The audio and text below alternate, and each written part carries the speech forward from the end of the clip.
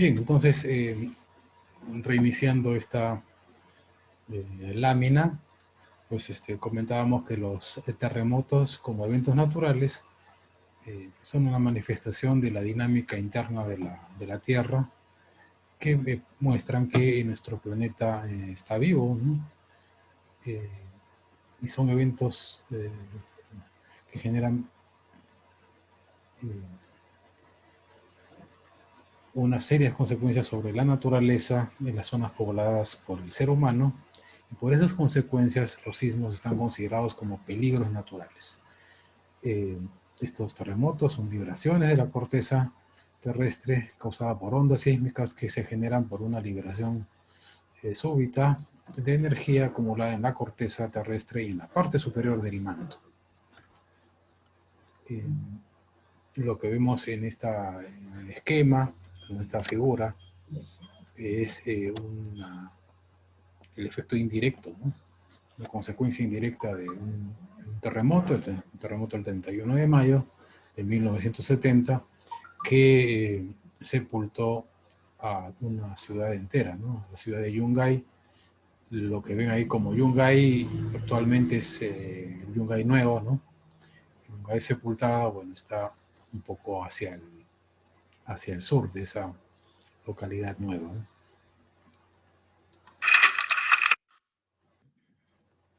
Las fuentes principales de terremotos, ¿no?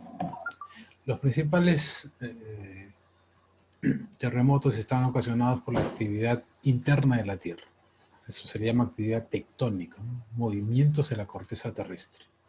No solamente son los más numerosos, también son los de mayor tamaño, ¿no? Y ahí viene el término, digamos, que está asociado al tamaño de un terremoto, que es la magnitud del sismo, ¿no? Otra fuente de terremotos son los terremotos de origen volcánico, pero el volcanismo también está ligado a la dinámica de la Tierra, ¿no? Algunos ejemplos: el terremoto de 1975 en Hawái, asociado a la erupción del volcán Kilauea, o el volcán de Santa Elena en Estados Unidos en 1980. Las magnitudes que ven ahí, 7.1, 5.1, pues remiten a movimientos sísmicos de intensidad, digamos, severa a mediana.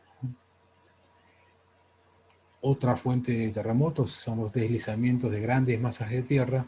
Lógicamente, cuando existen deslizamientos por la fricción, ¿no?, de las masas de tierra sobre el terreno, se generan tremores, ¿no? Un ejemplo de ello, el deslizamiento que hubo en 1974 en el río Mantaro, en el Junín, que generó un movimiento sísmico de magnitud leve, ¿no? 4.5. Otra fuente de terremotos es el colapso de cavernas subterráneas. Bueno, en ese sentido, los filósofos de la antigüedad no estaban muy descaminados en asociar los sismos a, ¿no?, las cavernas, como ya hemos revisado en clase anterior. Las explosiones nucleares, también, cuando esas explosiones se dan dentro, ¿no?, del terreno, ¿no?, ¿qué es lo que suele hacerse en pruebas, ¿no? Bueno, solía hacerse, ya no se hacen pruebas, al menos por el lado de los países que tienen esa capacidad, ¿no?, de fabricar bombas nucleares. Otra fuente de sismos muy contados, ¿no?, que son los sismos inducidos por grandes embalses de agua. Por grandes embalses se entiende realmente altos, ¿no?, muy altos embalses de agua, como el sismo asociado a la presa Koina en la India, que generó un sismo de magnitud de 6.5 en una cierta escala. Ya luego veremos de qué trata eso. O el terremoto en Egipto de la presa Aswan, ¿no?, que generó un terremoto de magnitud 5.6. Este asunto realmente tiene una explicación con la altura del agua, ¿no? Como ustedes saben, a mayor altura de agua hay mayor presión, ¿no? presión hidrostática. Y esa agua pues está sobre un vaso, ¿no? Un vaso rocoso, por lo general, ¿no? Si esa roca pues está fracturada, ¿no? Pues esas grietas eh, eventualmente pueden generar roturas, ¿no? Ya de extensiones importantes de la roca, y en esa rotura de roca del lecho, ¿no? del vaso de la presa, pues se generan los temblores, ¿no? ¿Qué formas de liberación de la energía se ocurren durante un terremoto? Bueno, la primera es la rotura de rocas, ¿no? Del interior de la corteza y la parte superior del manto.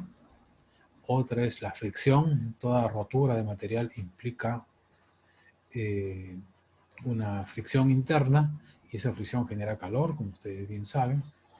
Otra es el movimiento, ¿no? La energía cinética. Aunque no es mucha, la velocidad, eh, bueno, la masa involucrada es bastante grande, ¿no? Y la otra forma de liberación es la energía de disipación por vibraciones, que representa, según expertos, aproximadamente el 5% del total de la energía, y esa es la energía que se manifiesta, digamos, en ondas, ¿no? Sísmicas. Así que cuando hablamos de la corteza terrestre, la parte superior y el manto, pues tenemos allí, bueno, un compañero príncipe hace un comentario: el fracking del petróleo también puede ocasionar temblores, efectivamente, eh, aunque hay otras actividades también, bueno, asociadas a la actividad humana, ¿no? Les decíamos aquí, en esta revisión de la estructura de la Tierra, cómo es que la litosfera, que es con suma, digamos, de la corteza terrestre, que es la capa superior, ¿no? Más la capa superior del manto, pues son las zonas en donde se generan básicamente los terremotos, ¿no? Debajo de la litosfera está la astenosfera, que es una capa, digamos, de la estructura interna de la Tierra, que está formado por material entre fluido, ¿no? A medianamente plastificado, ¿no? En razón a la mayor temperatura que hay, ¿no? Conforme se interna eh, en el interior de la Tierra, ¿no? La corteza terrestre, es necesario aquí señalar, eh, tiene un espesor variable, ¿no? El espesor de la corteza terrestre es menor, ¿no? Del orden de hasta 70 kilómetros, eh, debajo de los océanos, y es aproximadamente el doble en promedio, ¿no? En los continentes, ¿no?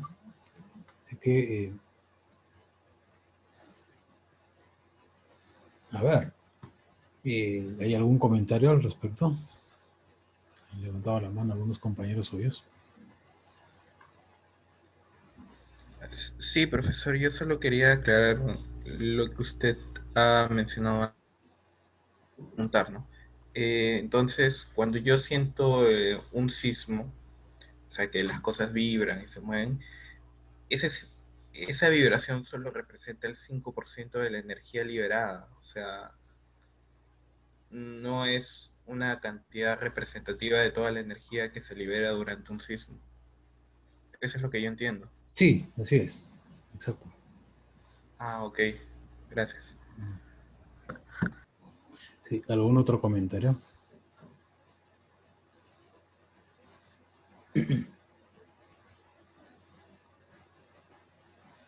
Bueno. Bien, entonces, en la estructura de la Tierra, esto ya lo han visto con mayor detalle en sus cursos de geología. Eh, Tenemos el núcleo, ¿no?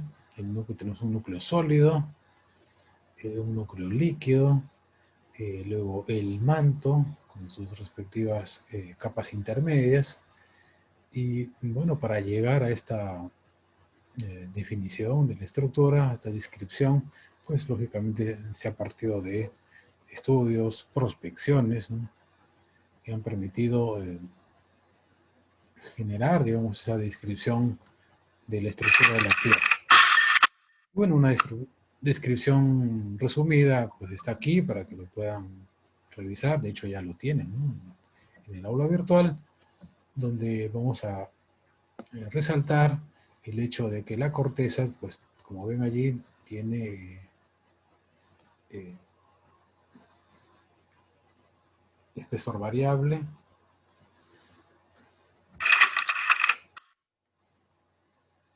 y además está partida. Y precisamente el hecho de que la corteza esté partida parte de una teoría, ¿no? La teoría que postuló Alfred Wegener en 1912, la llamada teoría de tectónica de placas, ¿no?, que señalaba que la litosfera pues está formada por una serie de pedazos, ¿no?, placas que conforman la superficie terrestre. El espesor de la litosfera pues es del orden de 70 kilómetros bajo los océanos, al doble bajo los continentes, ¿no? Y esas placas se desplazan sobre la astenosfera debido a corrientes de convección. Entonces, esas corrientes de convección se parecen a el hervor del agua cuando está pues a 100 grados de temperatura, ¿no?, y encima de ello pues están las placas tectónicas. Ya sabemos que agua no es lo que está en la astenosfera, sino un material pues sumamente denso, ¿no?, parcialmente fundido, plastificado, que genera movimientos pequeños, digamos, en términos de la masa que mueve, ¿no?, pero con capacidad de generar los terremotos de gran magnitud. Ahora, esta teoría de la tectónica de placas no solamente explica el origen de los sismos, también la aparición de volcanes, la formación de cadenas montañosas, así como otros fenómenos de la dinámica interna, ¿no? Pues en este esquema se ve un poco las corrientes de convección, ¿no? Aquí tenemos la litosfera, ¿no?, lo señalo con el cursor, ¿no?, y en los respectivos pedazos, digamos, de litosfera.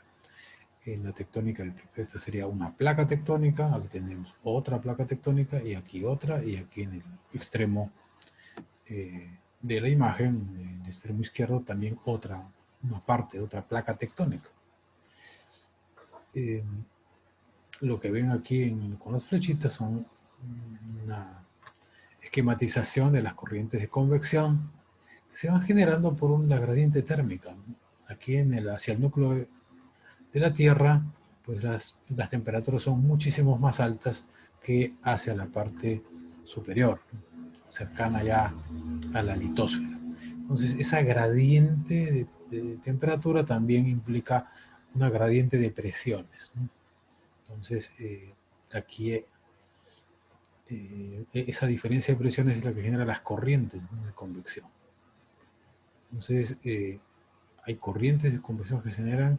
Este es un esquema bien simplificado, ya a nivel global, ¿no?, tridimensional y esférico. Esas corrientes ya pues tienen un cierto sentido, ¿no?, pues algo caótico si se quiere, pero van generando corrientes que bien son divergentes, como en el caso de la parte central, ¿no?, que ven aquí. En ese proceso divergente pues van generando pues contracciones, adelgazamientos de la litosfera, ¿no? Y en esos adelgazamientos van generando erupciones de la astenosfera, que eventualmente van a dar lugar a cordilleras submarinas, islas o islas con volcanes, ¿no? Entonces, es un proceso bien dinámico, pero en tiempos geológicos, ¿no? Es decir, en miles de años se van viendo las consecuencias de esos movimientos, ¿no? Y por otro lado, en el lado, digamos, del extremo derecho de la figura, donde estoy señalando con el cursor, aquí hay corrientes, digamos, convergentes, ¿no? Corrientes convergentes que podrían dar lugar aquí a un choque entre placas, pero si una placa es más rígida que la otra, en razón de que una placa puede tener mayor eh, espesor que la que tiene al lado, y ahí viene el tema de cómo es que el, el espesor es mayor en continentes, ¿no?, que bajo las masas oceánicas, ¿no? Entonces, ¿qué va a pasar? Bueno, la placa, digamos, más delgada, pues se va a meter, ¿no? Se va a subducir, ¿no?, debajo de la placa más gruesa, ¿no? Entonces, eso genera las llamadas, los llamados fenómenos de subducción. Entonces, ese fenómeno de subducción es lo que va a generar una gran actividad sísmica en la cuenca del Pacífico, ¿no? Muchos de esos sismos de la cuenca del Pacífico están ligados a fenómenos de subducción, no todos, ¿no? Hay algunos otros que bueno, van a generar otro tipo de movimientos entre las placas tectónicas.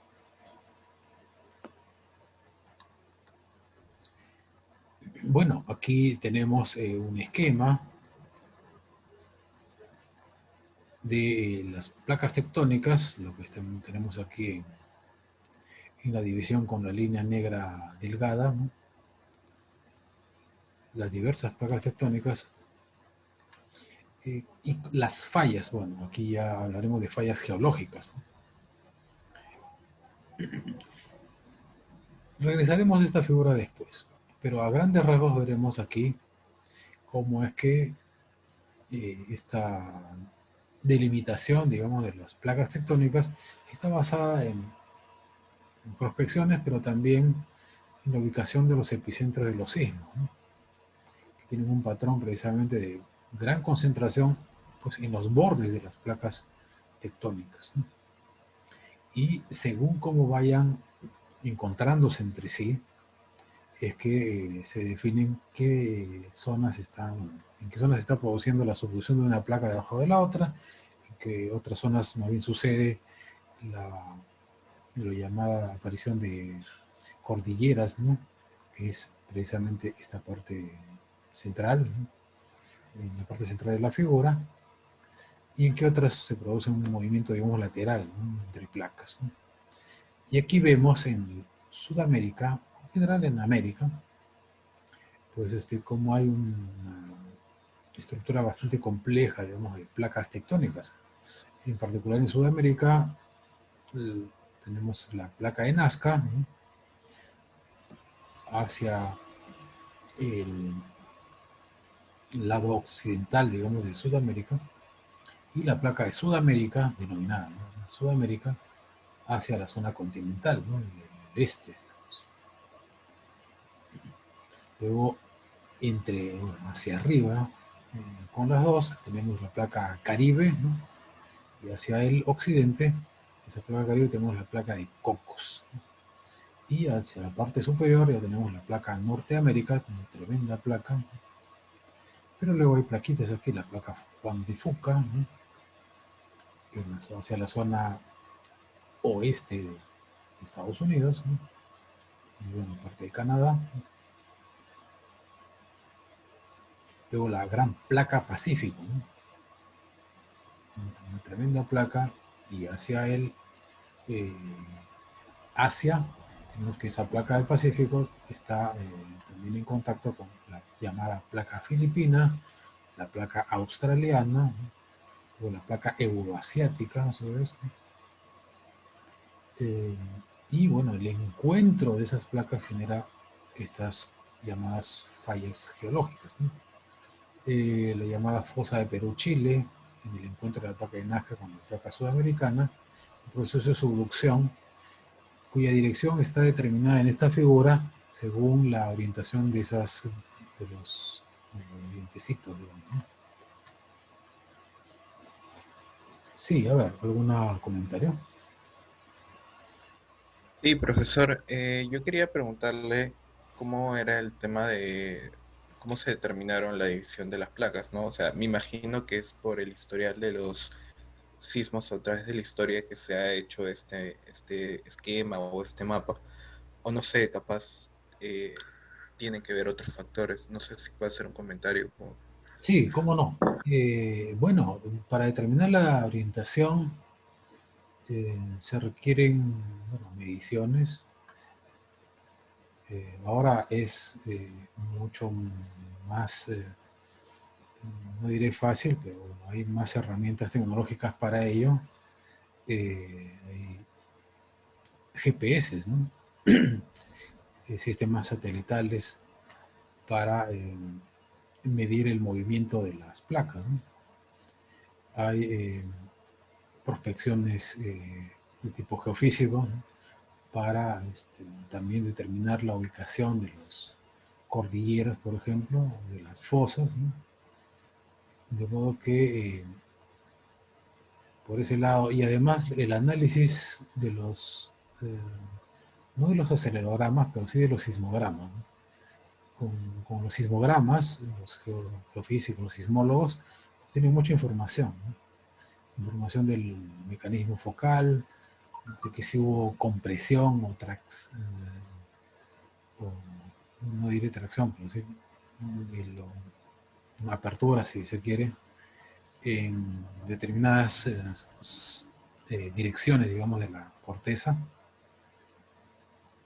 Se van midiendo año a año, no, realmente no tanto con una diferencia de un año a otro, sino se van midiendo constantemente a través de sensores ubicados en diferentes puntos de los bordes entre placas.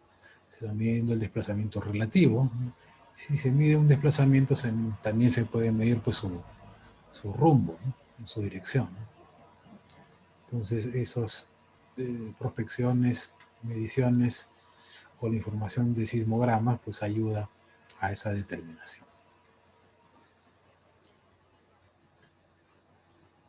Eh, Aquí, por ejemplo, entonces tenemos el proceso de subducción o la ubicación, ¿no? En la zona de subducción entre la placa de Nazca y la sudamericana.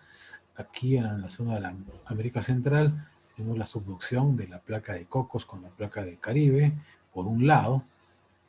Por otro lado, un poco más al norte, tenemos la subducción de la placa de Cocos con la placa norteamericana, ¿no?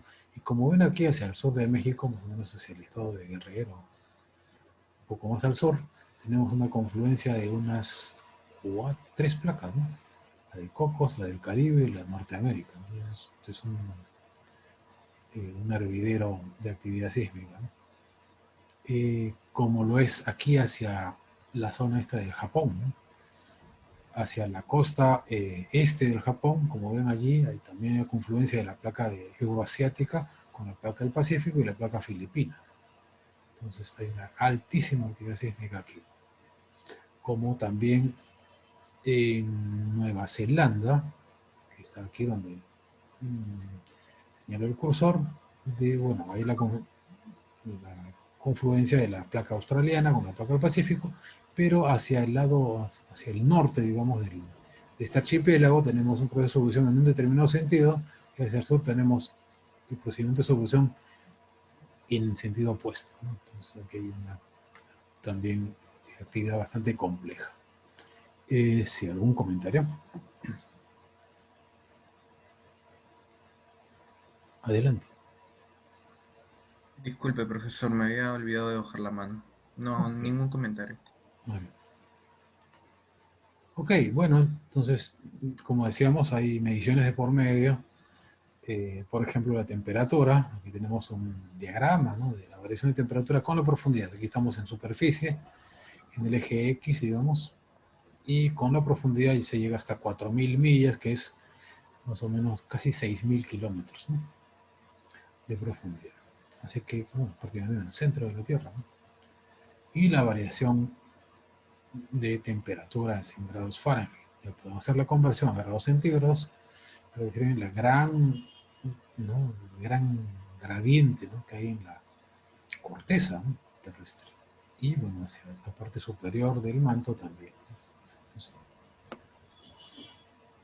lo que aquí tenemos es un diagrama de velocidad de propagación de ondas con la profundidad. En este esquema tenemos precisamente la corteza terrestre, el manto, el núcleo exterior, el núcleo interior. Aquí como va variando la velocidad de propagación de ondas.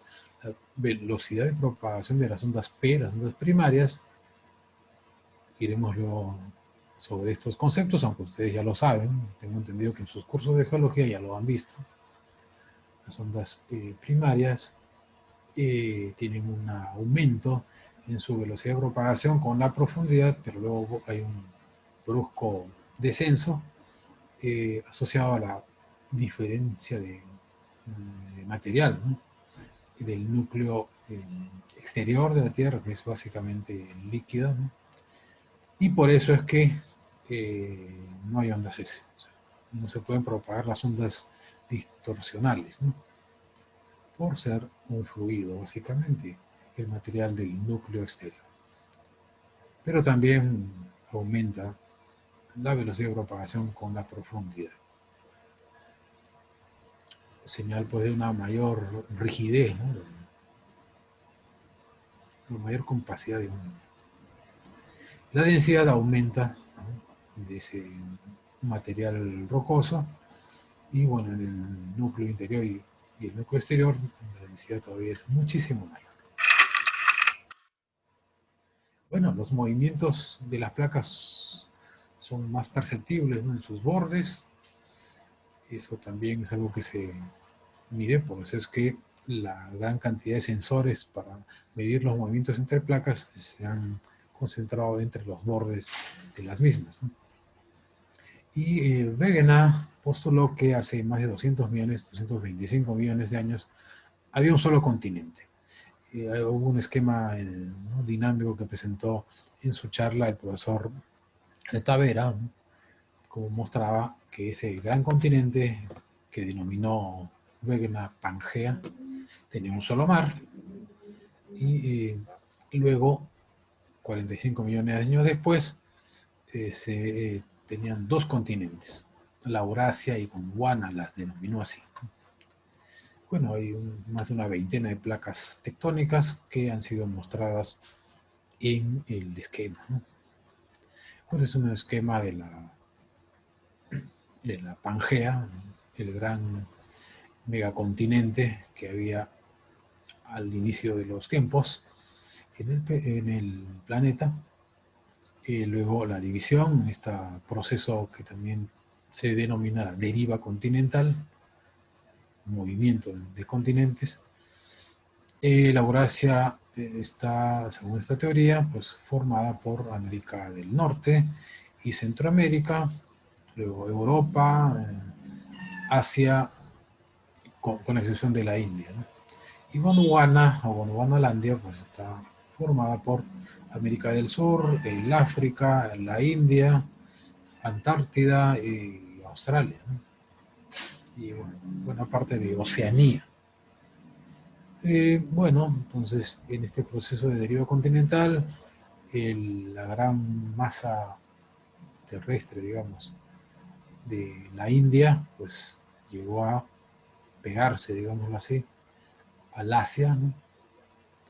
Y bueno, eventualmente dentro de unos 50 millones de años, pues tendremos un planeta como el que se ve en la parte inferior derecha, ¿no?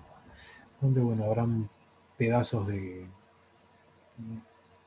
África que se habrán desprendido entre comillas, ¿no? Habrá algunas penínsulas que desaparecerán,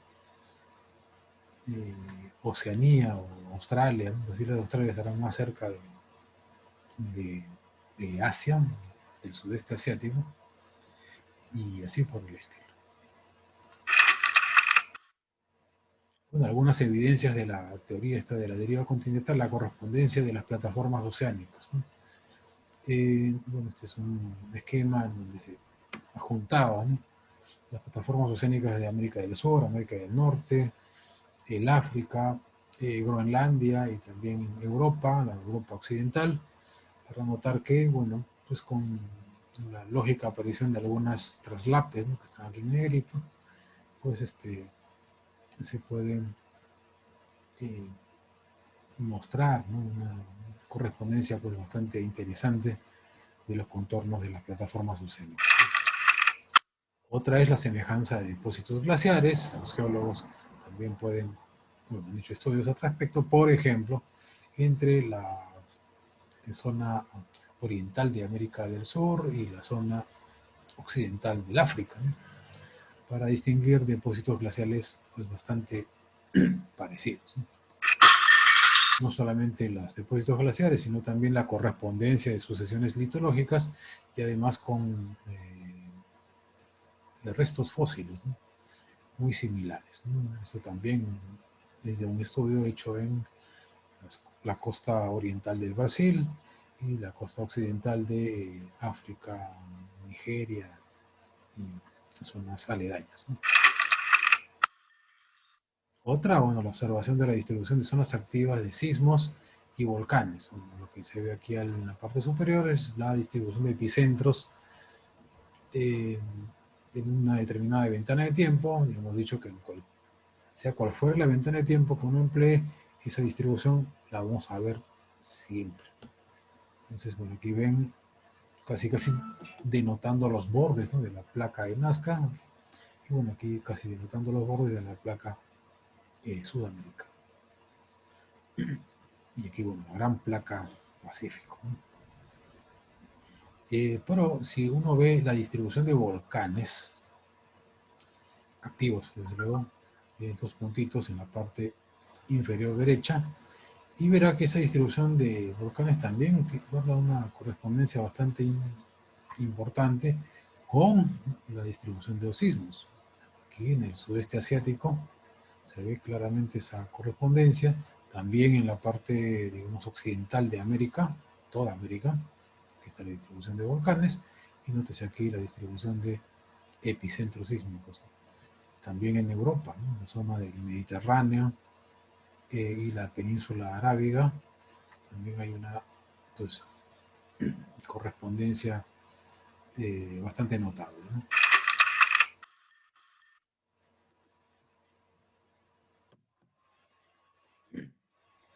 El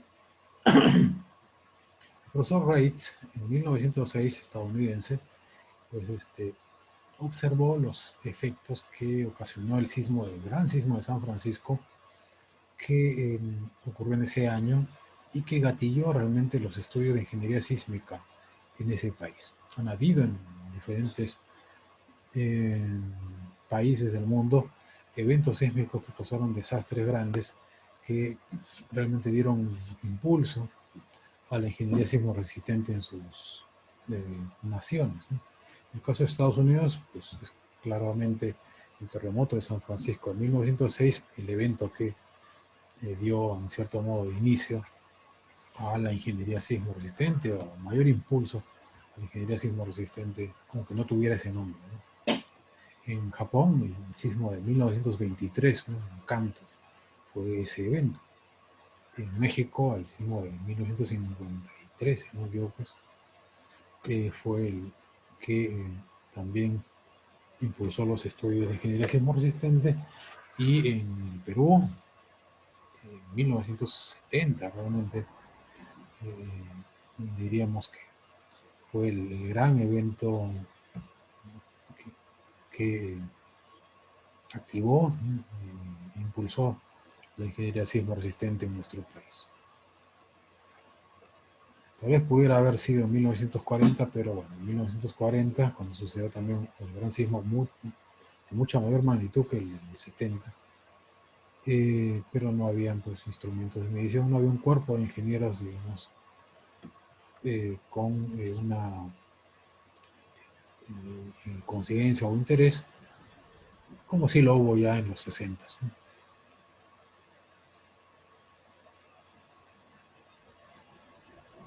Bueno, esta teoría del rebote elástico postula que la energía elástica en las zonas de contacto entre las placas tectónicas se acumula, ¿no? Se acumula en esas zonas de contacto y se libera súbitamente cuando se excede la capacidad resistente de los materiales en esa zona de contacto y originan las ondas sísmicas, ¿no? Eso lo pudo ver Wright en las fallas superficiales de California, pero luego extendió esa teoría a otros tipos de fallas, ¿no? Es un poco el esquema es este, ¿no? Que cuando no hay movimiento relativo entre las placas, pues hay un estado completamente de cero esfuerzos, ¿no? Relajado que le llaman aquí. Luego cuando hay movimientos relativos entre una placa y otra, la línea roja es una muestra de la zona de contacto entre las placas, ¿no? División y contacto. Entonces hay unos esfuerzos que bueno, van generando aquí, ¿no? un potencial, ¿no? de movimiento. Cuando ocurre, una vez que la resistencia de los materiales es vencida, o la resistencia a la fricción, ¿no? es vencida en la zona de contacto, pues genera el movimiento, la ruptura primero, que ven aquí, y luego regresa produciéndose lo que llamamos el rebote elástico. En ese regreso es que se genera la onda sísmica, que va viajando hacia todos lados desde la zona de ruptura.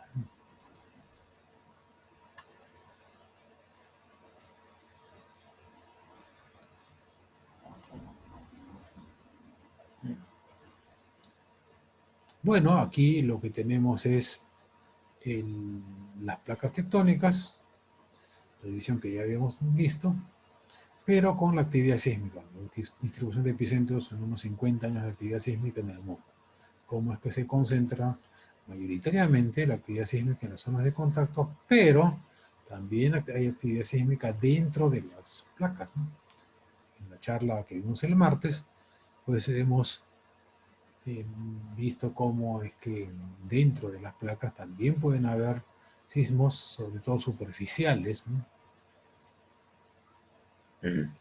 Como resultado, bueno, de varios factores. Por ejemplo, aquí entre el contacto de la placa de Nazca y la placa sudamericana, ustedes saben que hacia la zona occidental de América del Sur tenemos la cordillera de los Andes, ¿no? Esa cordillera de los Andes pues está generada, ¿no?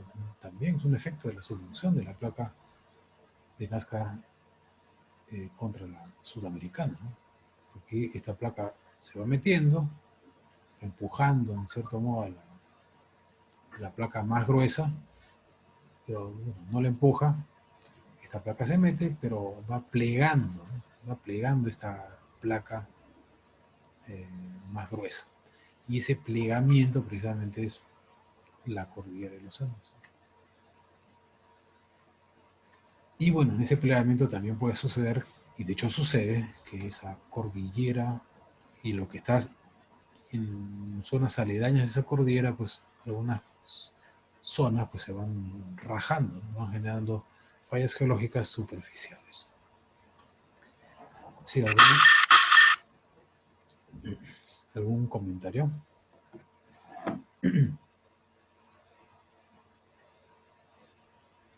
No. Bueno, hemos hablado de fallas, placas tectónicas, fallas geológicas. Bueno, la falla geológica es una fractura geológica a lo largo de la cual se han producido un desplazamiento de dos bloques adyacentes en tiempos, bueno, históricos. Y esos bloques desplazados pueden ser de tan pequeños, de orden de milímetros, como centenares de kilómetros. O sea, esos desplazamientos varían de 1 centímetro anual en la cercanía de los polos a 9 centímetros anuales en la zona del Ecuador, ¿no? Entonces, hay fallas y fallas, ¿no? Y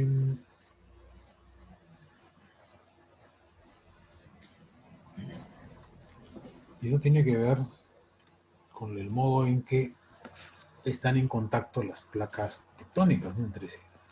He visto que esas... Oh, perdón.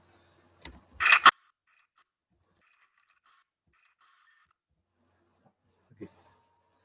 Bueno, aquí hay una zona de falla, ¿no? Falla geológica, ¿de acuerdo? Según cómo vaya el movimiento relativo entre ellos, se hablará de una falla inversa o de una falla normal.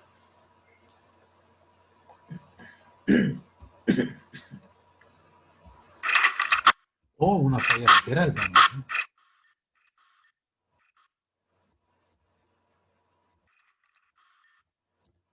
Entonces, ahí está, regresamos aquí. ¿Cuándo se habla de una falla normal? Fíjese, aquí está el denominado plano de falla, de manera muy esquemática, no es que sea un plano ¿no? completamente plano, valga la redundancia, sino realmente es una superficie rugosa, ¿no? Que tiene en promedio, ¿no? En promedio se le pues denota pues, un buzamiento, un rombo, una dirección. Pero hay un movimiento relativo entre las dos, ¿no? Si ese plano de falla es oblicuo, como ven aquí, eh, entonces eh, se va distinguiendo lo siguiente, ¿no? Con respecto al plano de falla, hay una placa que está encima, entre comillas, del plano, ¿no? Y otra que está debajo, ¿no? Entonces, si la placa que está encima del plano baja, entonces se dice que esa es una falla normal, ¿no? Es una definición para distinguir, ¿no? unas fallas respecto de otras. Si sucede lo inverso, que la placa encima del plano sube en términos relativos, ¿no? Entonces se dice que es una falla inversa o falla reversa.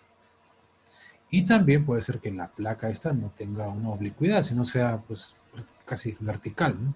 Y el movimiento entre ellos lateral, ¿no?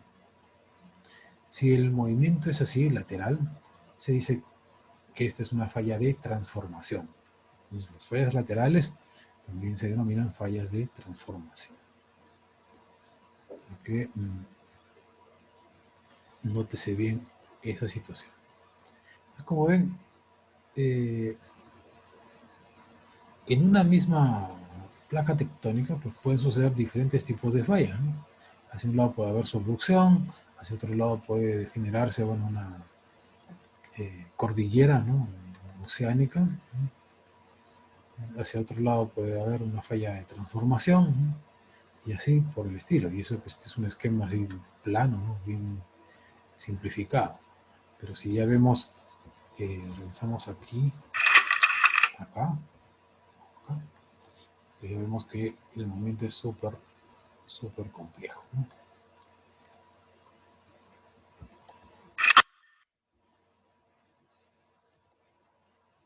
Bueno, y eso se puede ver, ¿no? Sobre todo en las fallas superficiales, es notable. Por ejemplo, allí ven un ejemplo de falla normal, superficial, ¿se entiende? En la foto de la izquierda, ¿no? Vemos aquí, este es el plano de falla, ¿no? Están la gente que está trabajando en campo, ¿no? Sismólogos, ¿no? También ingenieros civiles, ¿no? Hacen trabajo de campo luego que sucede pues, un terremoto, ¿no? Bueno, aquí se va distinguiendo, ¿no? Cuál ha sido el desplazamiento, ¿no? Es del orden de cuántos metros le ponen, unos 4 metros, ¿no? De desplazamiento. Bien, entonces se distingue claramente que este es el plano de falla, la placa, digamos, ¿no? Que está encima de ese plano es esto, lo que está hacia la izquierda, ¿no? Y es lo que ha bajado, ¿no? Entonces es una falla normal, ¿no? Lo que ven aquí es una falla de transformación, una falla lateral, ¿no? Ven aquí en un campo de cultivo, ¿no? Realmente el desplazamiento relativo de una pedazo de corteza, ¿no? Respecto de otro, ¿no? Y bueno, el encuentro de placas de Nazca y Sudamericana en este esquema, donde ven aquí lo que estamos notando es como un corte, ¿no? Como cortar una naranja por la mitad, y aquí vemos el corte, ¿no es cierto?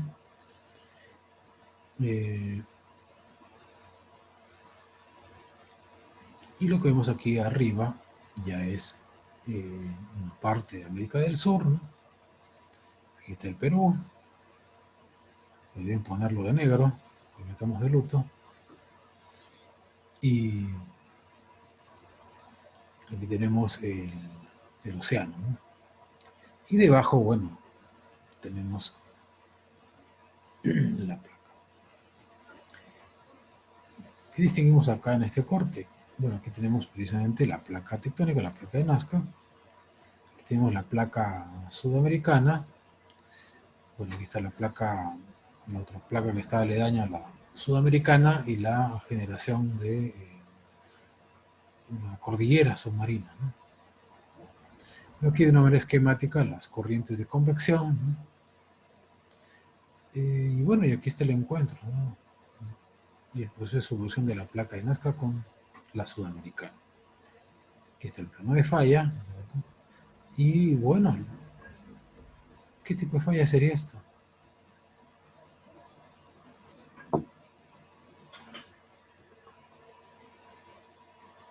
¿Qué dice el delegado?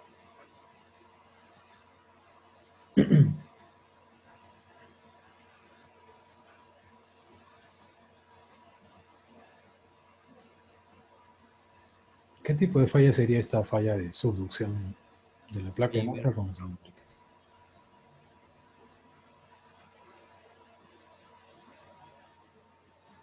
¿Perdón? Falla inversa es, o estoy equivocado. Falla inversa. ¿Hay alguien que sostenga que es una falla normal?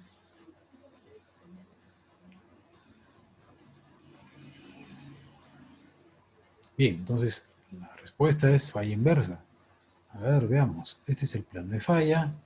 ¿Cuál es la placa que está encima de ese plano? ¿La de Nazca o la sudamericana? La sudamericana. La sudamericana, ¿no? Correcto. Y esa placa sudamericana está subiendo o bajando en términos relativos.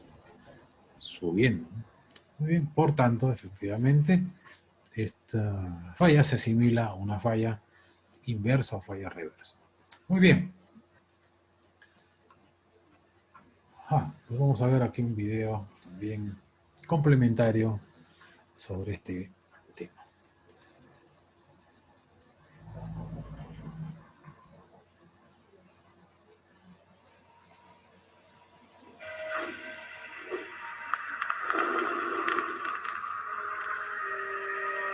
The dramatic mountains and valleys of Earth's landscape, as well as the continuous occurrence of global earthquakes, provides evidence that Earth's thin, brittle outer shell of rock is under a constant state of stress.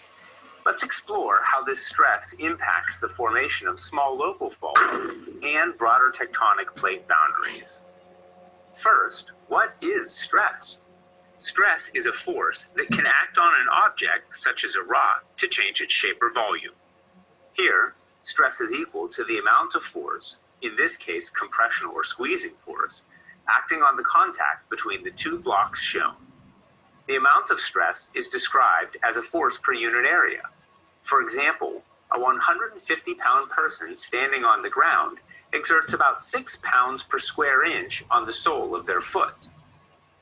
The type of stress describes the direction of the forces acting on it. For example, tension pulls, compression pushes, and opposite horizontal forces shear. 30 miles deep, rock undergoes a compressive stress in all directions that is nearly 200,000 pounds per square inch. In response to extreme stress, rocks bend and or break through a process called deformation. The following factors control whether the deformation is elastic, plastic, or brittle. High pressure deep in earth inhibits breaking. High temperatures deep in earth make rock more flexible. And the minerals making up some rocks makes it more flexible than others with a different makeup. Let's explore the process of elastic deformation first. We'll use a strand of uncooked spaghetti. You can deform the spaghetti by applying a compressive force to both ends. When the force is removed, the spaghetti returns to its original shape, a process called elastic rebound. We can also demonstrate that solid rock can deform elastically by using a split piece of granite or marble. If I squeeze this, I can actually squeeze the sides of this rock together, and when I let go, it comes back again. Rocks are elastic. Actually, all solids are elastic. It's just that we don't really notice the elasticity as much as in something like rubber that's very, very elastic. But still, the rocks are elastic enough that when plates move, They can bend elastically like huge springs, and then when the earthquake happens, boom, they release that elastic energy and turn it into kinetic energy and into heat and into the waves record by seismometers. Blocks of rock, hundreds or even thousands of miles across, require immense, slow, steady stress to deform elastically. For example, crustal material deforms with a steady bending near either side of a pre-existing locked fault.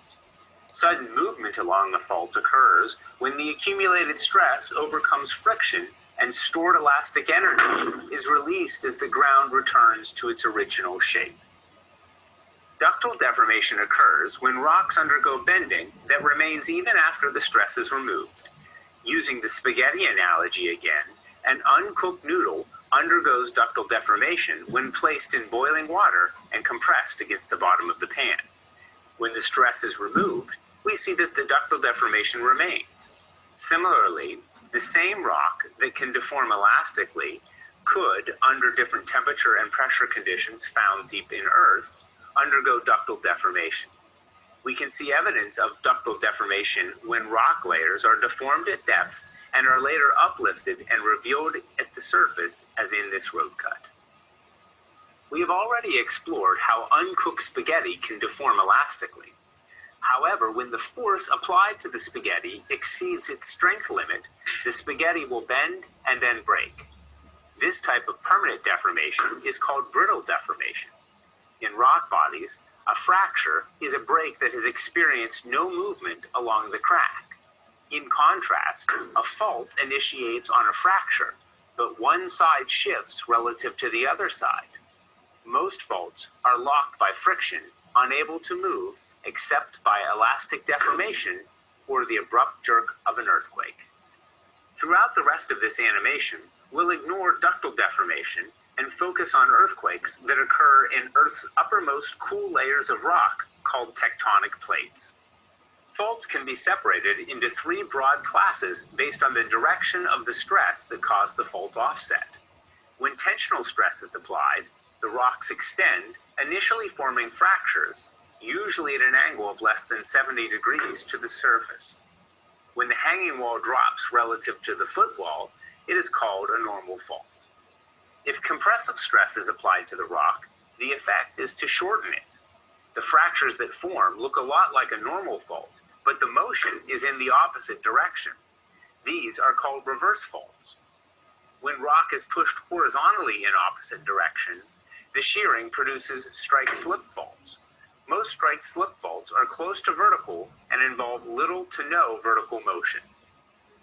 These stress regimes that act locally on faults also act at a larger regional scale to create the three basic types of plate boundaries. Tensional stress occurs at divergent plate boundaries, where two plates move away from each other. Examples include oceanic spreading ridges that form the longest mountain ranges in the world. As the plates pull apart, hot and therefore lower density mantle rock rises to support the 3,000 to 9,000 foot high spreading ridges. As the plates move away from the ridge, they cool, become brittle, and break into normal faults. Compressive stresses occur at a convergent plate boundary where two plates move toward each other. If two continental plates collide, they produce a broad uplift like the Himalaya mountain ranges with reverse faults parallel to the plate boundary. If an oceanic plate subducts beneath a continental plate, most of the faults occur within the overlying plate as it is compressed and buckles, forming coastal mountain ranges parallel to the plate boundary. The slope in contact between the plates is under high friction as the subducting plate shoves the overlying plate backwards. Shear stress occurs at transform boundaries where two plates slide horizontally past each other with strike-slip motion. Transform faults link offset boundary segments. Most transform faults are found in the ocean basin where they connect offsets in mid-ocean ridges. Transform faults can also connect a spreading ridge with a subduction zone, such as the San Andreas Fault that separates the Pacific and the North American plates. Geologists have defined plate boundaries by the dominant forces acting on the plates. These are usually shown on maps as continuous connected segments. While shown as lines, they're actually broad zones of deformation that are affected by the regional stress from constant plate motion.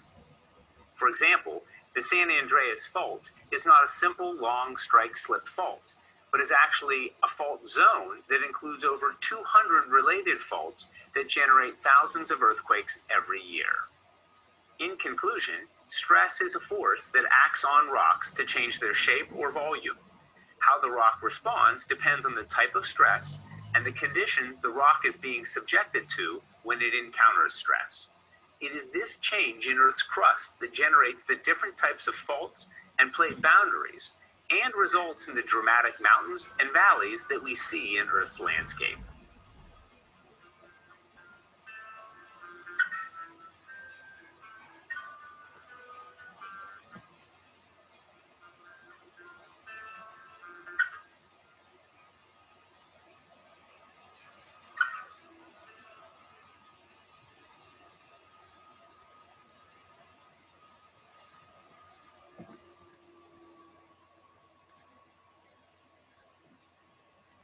Bien. Bueno, en este video complementario han visto claramente la relación que hay entre los tipos de falla, los esfuerzos que generan, ¿no? A lo mejor los esfuerzos que están asociados, ¿no?, a un determinado tipo de falla y relacionado con los bordes, ¿no?, el tipo de borde entre ellos, ¿no?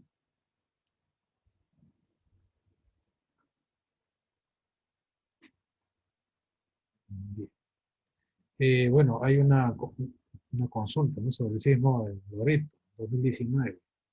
Eso no parece estar relacionado a un sismo de subducción, ¿no? Está más relacionado a un sismo superficial, a una falla superficial. Por eso creo que es necesario un reporte un poco más amplio, no lo hemos tenido, ¿no?, por parte del IGP. Pero hace falta hacer una descripción más detallada sobre lo que pasó en ese terremoto bien singular, ¿no?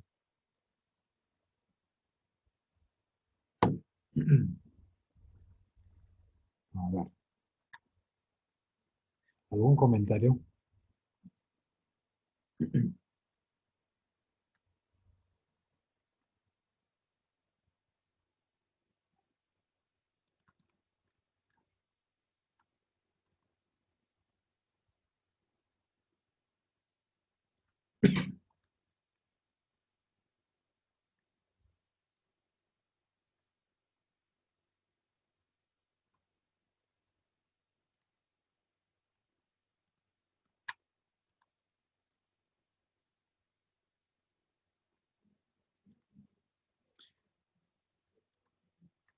Bien.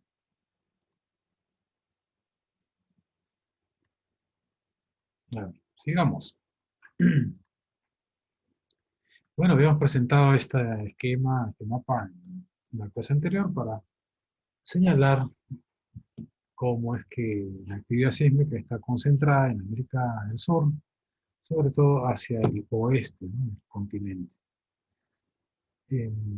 con una mayor incidencia sobre Chile, Perú, Ecuador, Colombia, y bueno, en cierta menor medida en Venezuela, en Bolivia, Argentina.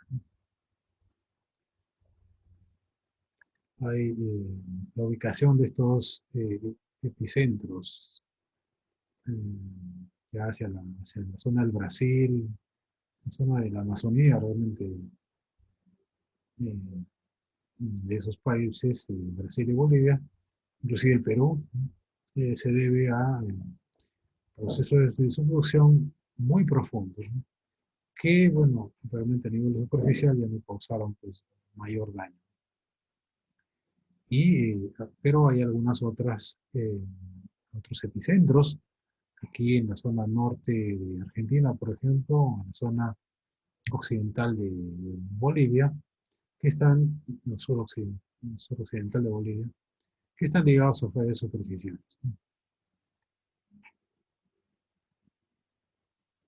Y bueno, en este mapa del USGS, Servicio Geológico de Estados Unidos, una página que tiene, o sea, bastante información acerca de la actividad sísmica en diversas regiones del mundo, eh, y algún material también educativo complementario. Yo les sugiero que revisen esa página web. Pues tenemos este mapa, ¿no? En donde se relacionan los diferentes sismos de importancia que han habido en todo el siglo XX, del año 1900 hasta 2016. La relación que hay entre las magnitudes, este es el círculo, ¿no? Señala el tamaño del sismo en forma relativa, aquí en esta leyenda, con las profundidades, ¿no? Y luego la profundidad, ¿no? del- de la zona de contacto, ¿no? Entre la placa de Nazca y la placa sudamericana, en estas líneas verdes, ¿no? Y en este mapa pequeño, en la esquina superior derecha, tenemos zonas de ruptura, de réplicas en diferentes sismos grandes. Nótese cómo es que hacia Chile, ¿no? En el sur, pues se han producido los sismos más grandes, ¿no? En esta región, ¿no? Y en particular el sismo de 1960, que ha sido el de mayor tamaño, ¿no? Del siglo pasado. Su magnitud es 9.5 en escala de magnitud de momento. Nótese la enorme área de ruptura, ¿no? Que la distinguió, ¿no? Y el 2010 también, ¿no? Con un área de ruptura pues, bastante importante, ¿no? Enorme, realmente, en comparación a las áreas de ruptura que hubieron en los terremotos del 2007 y del 2001. El 2007 es el terremoto de Pisco, 2001 el terremoto de Atico, ¿no?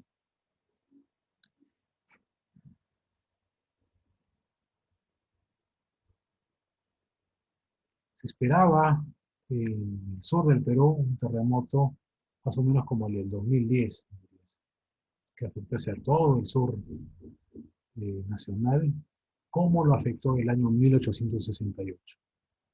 Bueno, no ocurrió así, pero es lo que no ocurrió hasta ahora. ¿Qué otras cosas no hay más en este mapa? Algunos otros terremotos, por ejemplo, aquí en el Perú, ¿no? Les habíamos comentado acerca del terremoto de 1940. Está aquí, vean, en la costa central del Perú, de magnitud 8.2.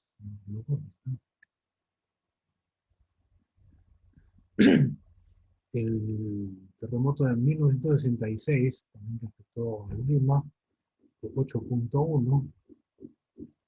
Y es el terremoto de 1966 el que generó las mayores aceleraciones en Lima metropolitana que se han registrado hasta la fecha. En el suelo, digamos, característico de Lima metropolitana, de buena parte de Lima metropolitana, no de todo. Es ese suelo, pues, gravoso, ¿no? Con unos bolones, ¿no? Sumamente grandes, y, y desde el año 66 nos han tenido registros grandes como allí, ¿no? En esa ocasión. Pero nótese que en 1940 hubo un terremoto mayor, ¿no? De mayor magnitud, pero en ese año pues no teníamos instrumentación sísmica, prácticamente, de tipo acelerográfico, ¿no?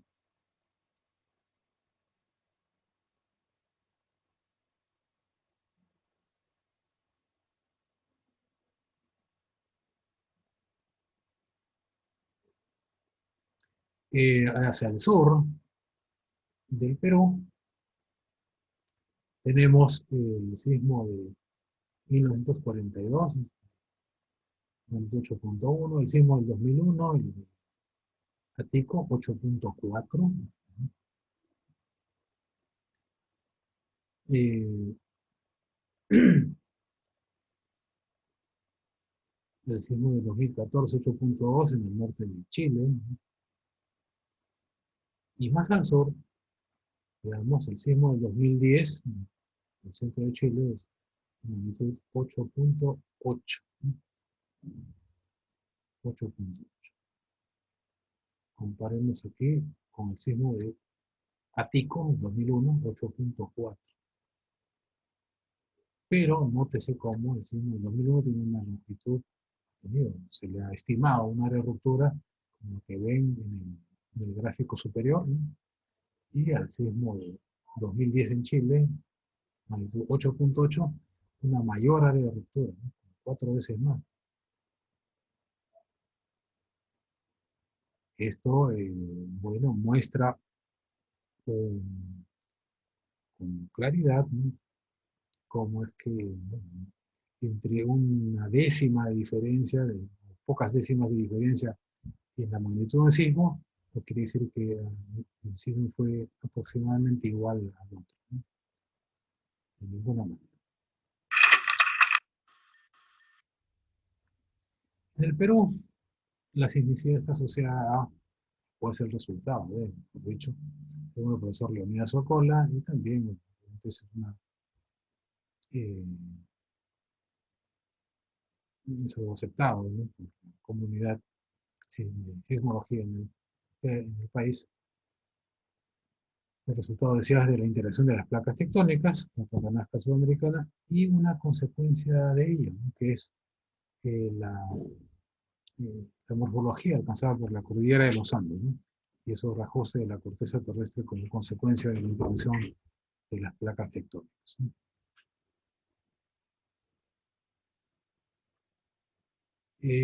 Bueno, esta es información de tipo geológico. Las unidades estructurales formadas por la evolución de la cordillera de los Andes, que se nota sobre todo en color gris, ¿no? La cordillera occidental por acá, la cordillera oriental por aquí, la zona costera, ¿no? Una franja muy delgada, la zona subandina, que está hacia el oriente directo, sería bueno, realmente la selva alta, ¿no? Luego la llanura amazónica, que es la selva baja. Y aquí, entre la cordillera oriental y la occidental, hacia el sur del país, el altiplano. Nótese que acá tenemos la llamada fosa Perú-Chile, lo que veíamos, ¿no?, en el mapa del mundo entero, ¿no? Una parte de la zona de contacto entre la placa de Nazca y la sudamericana, ¿no? Esta es una zona, esta fosa Perú-Chile, es, digamos, el inicio, ¿no?, en superficie del contacto entre esas placas, ¿no? Bueno, no se ve porque está cubierto por la masa de agua, ¿no?, del Océano Pacífico. Pero si no tuviéramos ese océano, pues veríamos este inicio del contacto entre las placas y la fuerza. Y además veríamos esta pequeña cordillera, ¿no?, llamada dorsal de Nazca, que también es una formación geológica interna, ¿no?, cubierta por el océano, y que, bueno, los sismólogos también le dan una importancia como un punto, digamos, una zona de frontera, si se quiere, entre la actividad sísmica en la zona norte y central del país y la zona sur del país, y el norte de Chile, etc. Bueno, y esta descripción de tipo geológica lo pueden leer con tranquilidad, recuperando esta presentación en el aula virtual. Así que aquí tenemos una información bien interesante sobre los epicentros en casi 40 años de actividad sísmica, en 1973 al 2012, con los sismos de magnitud mayor a 5 según una escala de magnitud, la escala de magnitud de momento, que es un estándar ya que se usa en la actualidad, ¿no? Entonces, en este esquema, como ven aquí, tenemos los epicentros de sismos en esta ventana de tiempo, separándolos en sismos de profundidad superficial, de 0 a 60 kilómetros, de profundidad focal, sismicidad, sismos intermedios, con profundidad focal de 61 a 300 kilómetros, y sismos de profundidad, valga la redundancia, profunda, ¿no? De 301 kilómetros a 700 kilómetros y a más, ¿no? Los círculos azules, que como ven están hacia la llanura amazónica, ¿no? Son sumamente profundos, pero las superficiales sobre todo están localizadas hacia en las cercanías, digamos, de la fosa Perú-Chile, que se nota aquí en la línea azul oscura, ¿no? En la zona del océano, ¿no? Pero también hacia el continente, ¿no? También hay sismos superficiales asociados a fallas superficiales, fallas geológicas superficiales, y hay algunas de esas fallas que están también en la zona de Loreto, ¿no? Precisamente en algunas de estas zonas que no se había roto, digamos, es que ocurrió aquel terremoto del 2019, ¿no? Que afectó a Iquitos y otras ciudades cercanas, ¿no? De Loreto. Los sismos intermedios están, como ven, ya en una zona un poco más alejada, ¿no? De la fosa Perú-Chile, algunas otras, ¿no? En zona continental, ¿no? De modo que, además de ver esa distribución en superficie, también es interesante verlo en un corte, ¿no? Un corte transversal. Aquí tenemos 3 cortes. A' para ver un poco la distribución en la zona norte del país, B' para ver esa distribución en la zona central, y CC' para ver la distribución en la zona sur. Para notar cómo es esa distribución en profundidad es bien singular, ¿no? Y en particular en la zona sur, en el corte CC', donde hay como una inclinación mucho más pronunciada, sobre todo en la zona continental, que en la zona centro, en la zona norte. Aquí ven precisamente ya en los puntos azules los terremotos muy profundos, pero en la selva, ¿no? La distancia del foco sísmico hacia la superficie es bien elevada, de tal manera que no se siente mucho el efecto en superficie. Veamos este otro video complementario.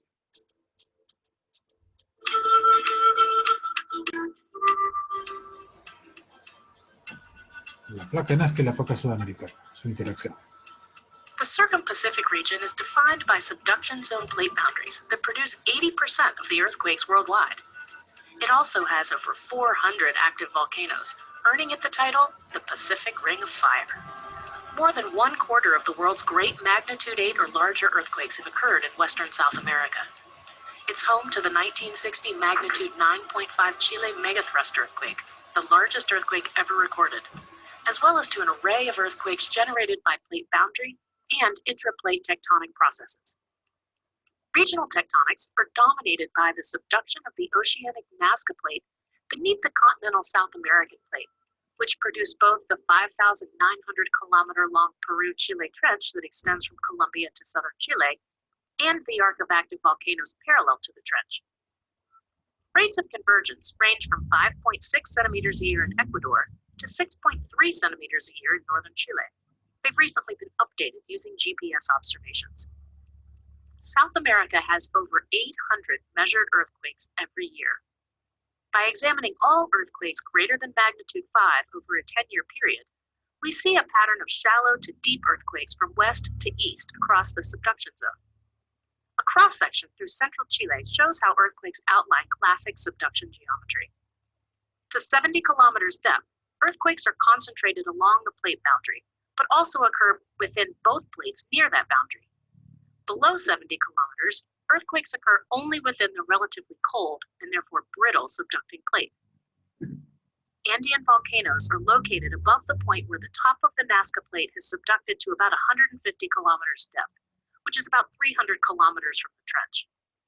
The melting of mantle rocks just above the subducting plate, not the melting of the subducting plate itself, generates the magma that supplies these volcanoes. In Ecuador and southern Chile, the pattern of earthquakes is similar, with the oceanic plate diving at an angle of about 30 degrees and volcanoes located 300 to 400 kilometers from the trench. However, in most of Peru and at about 30 degrees south of Chile, where the volcanoes are absent, earthquakes reveal what is called flat slab subduction. In these segments, the oceanic plate dives to 100 kilometers depth and then slides along the bottom of the South American plate for several hundred kilometers before resuming its descent into Earth's mantle. There are no active volcanoes above the flat slab subduction. Flat slab regions occur where unusually thick and therefore buoyant oceanic crust caps the Nazca Plate, like along the Nazca and Juan Fernandez ridges. Since 1906, there have been 16 great earthquakes of magnitude 8 or larger on the megathrust boundary between the Nazca and South American plates. Yellow patches indicate the area ruptured in each great earthquake. Gaps between ruptures, called seismic gaps, are particularly vulnerable to future earthquakes because potential energy continues to build between the locked plates. The region in northernmost Chile was designated the Iquique seismic gap because it had not had a great earthquake since 1877. On April 1st, 2014, a magnitude 8.2 earthquake confirmed the forecast, releasing energy in a portion of the seismic gap. Aside from this gap, the Ecuador-Peru seismic gap is also conspicuous. To explore the mechanics of subduction zone megathrust earthquakes, let's examine the 1960 magnitude 9.5 Chile earthquake, the largest instrumentally recorded seismic event. For great earthquakes, the displacement at the hypocenter is just the beginning. The initial fault break in 1960 triggered a runaway rupture that displaced an area more than 800 kilometers long. The entire fault rupture happened over the course of 4 minutes, releasing immense seismic energy equivalent to a cascade of 10,000 magnitude 7 earthquakes. Still, most of the damage was caused by the resulting tsunami, which we can examine by looking at a cross-section. The oceanic Nazca Plate dives beneath the more buoyant continental plate. Because tectonic plates are elastic, like a spring, the leading edge of the continental plate stores elastic energy as the plates converge. With the megathrust plate boundary locked by friction, the upper plate is forced back and shortened, raising the land surface while depressing the ocean floor between the coast and the trench. In 1960, the force of the converging plates overcame friction, causing the leading edge of the continental plate to lurch seaward. During the earthquake, uplift of the seafloor formed a mound of seawater that spread out as a tsunami, while coastal and nearby inland areas dropped down. 5.8 meters of uplift was measured on several offshore islands, while subsidence of as much as 2.3 meters affected land areas near the coast. The resulting tsunami reached heights of 15 meters along the outer coast, causing over 1,000 of the 1,425 fatalities in Chile. The Trans-Pacific tsunami was one of the most destructive in modern times, killing 61 in Hawaii, 32 in the Philippines, and 142 in Japan. The 1960 tsunami motivated development of the International Pacific Tsunami Warning System. Although the largest earthquakes affecting South America are subduction zone megathrust events, earthquakes within rather than between the plates have caused the most fatalities in recent history. For example, the magnitude 7.9 Chimbote, Peru earthquake in 1970 was the most deadly earthquake in the Americas. Fault motion that produced this earthquake occurred within the upper brittle part of the subducting Nazca Plate. Although the magnitude 9.5 Chile earthquake released over 300 times as much energy, the location of the Peru earthquake at 54 kilometers depth below the port city of Chimbote and a massive earthquake-induced landslide caused great loss of life. 100 million cubic meters of rock and glacial ice broke from Nevado Huascarán, the highest mountain in the Peruvian Andes. The resulting debris avalanche rushed down the glacial valley at speeds of up to 300 kilometers per hour, burying towns in rock, ice, and mud up to 30 meters deep. The death toll was estimated at 70,000. In 1944, the most deadly earthquake in Argentinian history destroyed much of San Juan, killing 8,000 people beneath collapsed buildings. How did the Nazca South American plate interactions produce this magnitude 7.0 earthquake within the South American crust, almost 400 kilometers east of the trench? The Sierras Pampeanas region of northwestern Argentina is within a flat slab subduction of the Nazca South American subduction zone. The cross-section through this region shows earthquakes in two depth intervals, within the brittle crusts of both the South American plate and the underlying Nazca plate. As the oceanic plate rubs horizontally along the base of the continental plate, compressive forces build in the continental crust. These forces eventually break the continental crust into blocks separated by thrust faults. The magnitude 7.0 earthquake occurred on one of these thrust faults, rupturing from 20 kilometers depth up to the surface near San Juan, demonstrating that intense ground shaking from a nearby magnitude 7 earthquake can be more destructive than a larger earthquake at a greater distance. Western South America is a region of high earthquake hazard because of tsunami-generating megathrust earthquakes on the Nazca South American plate boundary, major earthquakes within the subducting plate beneath populated coastal towns, and major earthquakes on faults within the continental crust. Earthquake and tsunami education, along with the construction of earthquake-resilient buildings and infrastructure, have proved to be vitally important to this seismically active region.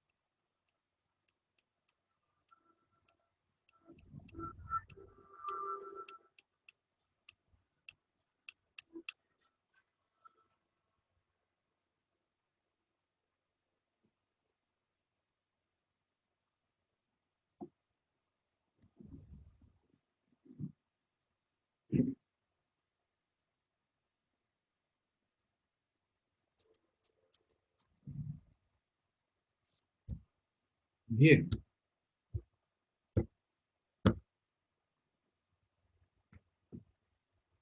Bueno, como se ha visto ya anteriormente, la clasificación de los sismos por la profundidad focal es algo sobre lo que no hay un absoluto consenso. Hay quienes dividen a los sismos superficiales según su profundidad focal, vaya de 0 a 70 kilómetros. Hay otros que lo hacen a 0,60 kilómetros.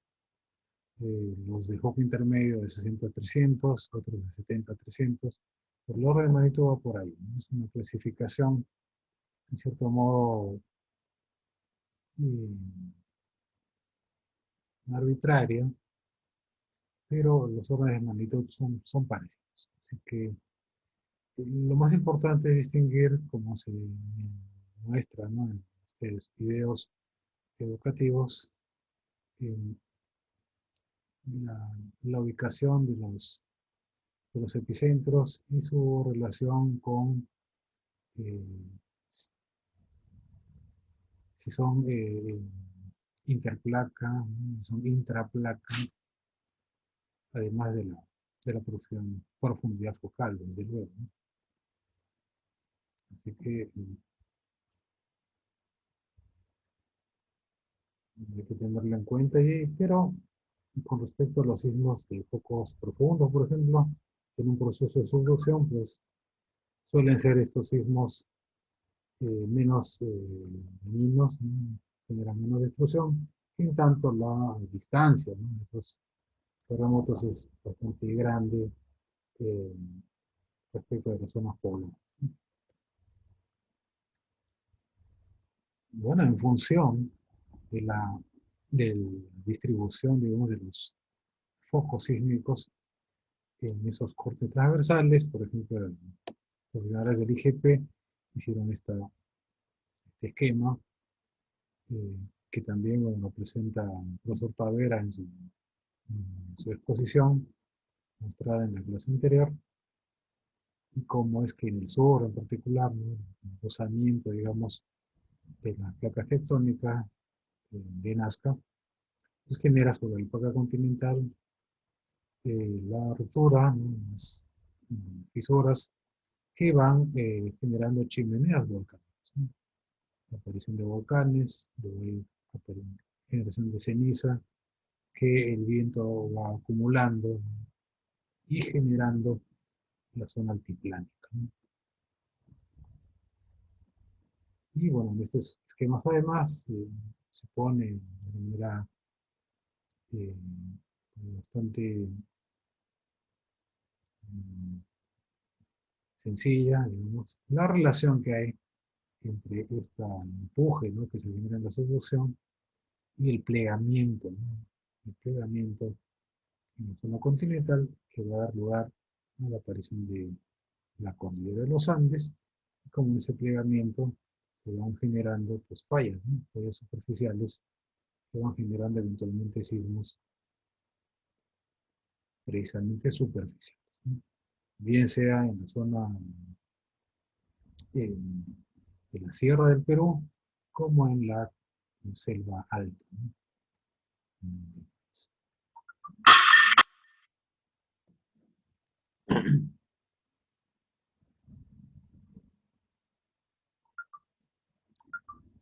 Bien. Uy, pues voy a pasar lista, aquí lo voy a dejar.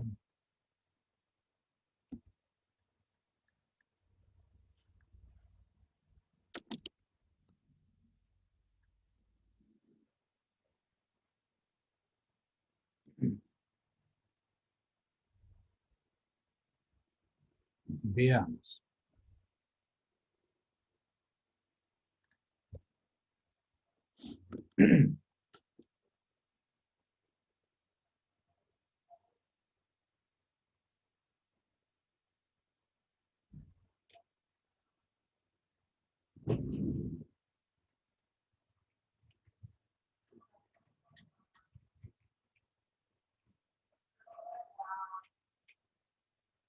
Bien, vamos a pasar lista, ¿sí?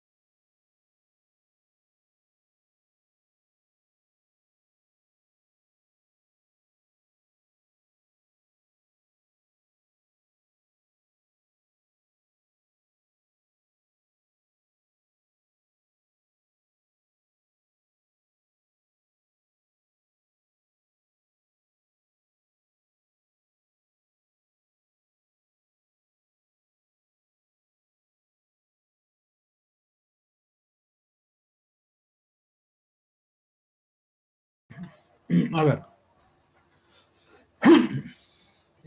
Julio Altamirano.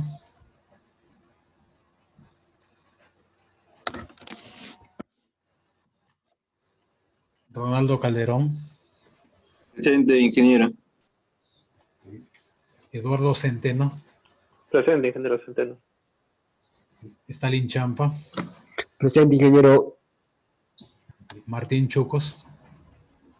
Presente, ingeniero. Gabriela Cosío. Presente, ingeniero. Johnny Cristóbal.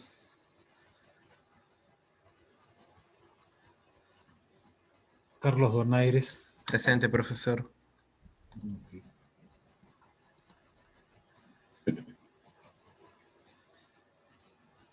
Pedro García. Presente, ingeniero. Ayrton González. Presente, ingeniero. Más bien. Anthony Gregorio. Ingeniero, buenos días, Gregorio. Ok. Hugo Guamán. Hugo Guamán. Presente, ingeniero. Ok. Freddy Inche. Presente, ingeniero. Luis Lengua.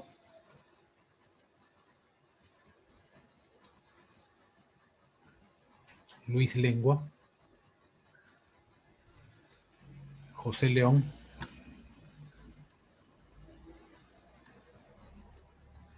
José León. Gabriela Loarte.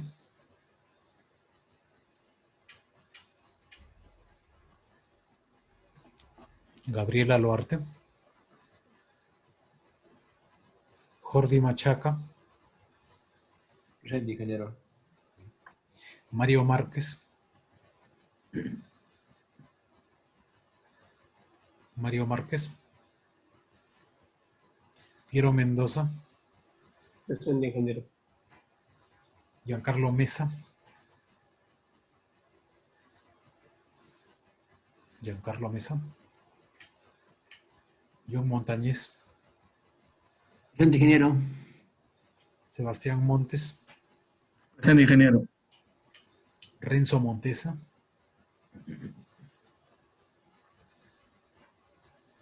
Vilma Moreno. Presente, ingeniero. Moisés Obando. Ok, ya contesta por el chat. A ver. Giancarlo Mesa también, ¿no?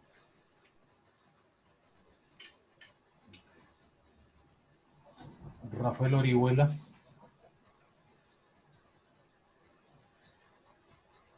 Luis Príncipe. Buenos días, ingeniero. Presente. Luis Rafael. Presente, ingeniero. Alex Rincón. Presente, ingeniero. Ricardo Rojas. Edwin Sánchez. Presente, ingeniero. Carlos Zulca. Presente, ingeniero. Diego Sullón. Presente, ingeniero. Edson Ticacala.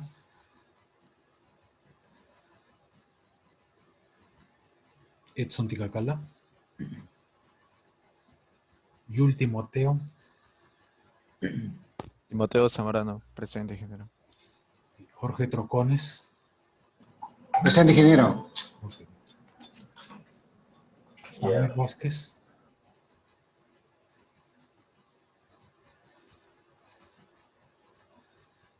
Rodrigo Vega. Presente, ingeniero. Ronaldo Villafuerte. Presente, ingeniero. Jonathan Villalba. Presente, ingeniero. Cristian Zacarías. Presente, ingeniero.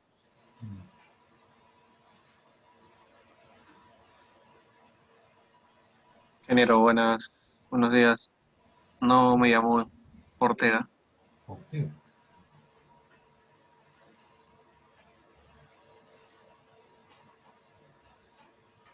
Ok, bien. Ingeniero, el alumno Bando está en el chat. Sí, Presente. he visto su mensaje. Aquí está.